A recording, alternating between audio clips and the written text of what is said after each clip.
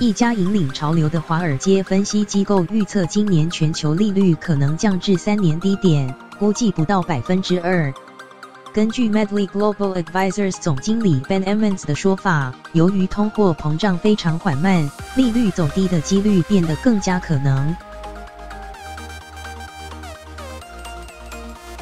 他表示，由于第四季发生的这些震撼以及能源价格大幅下跌，对通膨的影响至少会持续到第二季或第三季。在最近的报告中，他强调了美元与全球国债殖利率之间的差异。如果全球经济看不出实质复苏，他认为全球通货紧缩的现象将会变得更加根深蒂固。Emmons 说，全球中央银行已经开始对联准会 Fed 发表的说法做出回应，不仅包括暂停升息，而且基本上可能再次重启量化宽松政策，日本就是其中一个例子。这也推动全球利率回落，有机会我们可能重温2016年看到的那些低点。Emmons 预期10年期国债殖利率今年下跌至2%。它在2016年7月创下1.31%的低点。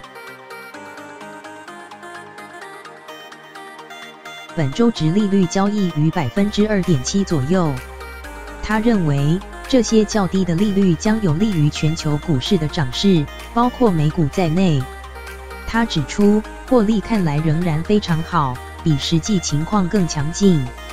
Emmons 表示，他认为华尔街对全球成长放缓的担忧被夸大了。即使 Emmons 看好美国股市，但这不是他的国际首选。他偏好巴西和中国。他说：“我确实喜欢巴西，因为年金政策确实朝着真正的改革迈出了一步，这对巴西经济来说非常正面。”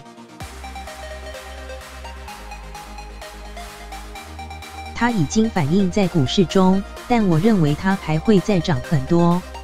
至于中国，他认为与美国的贸易战将得到解决，并让股市出现热潮。Emmons 说，这个结果实际上会为中国股市带来很大的上升空间。更多精彩内容请至钜亨网连结。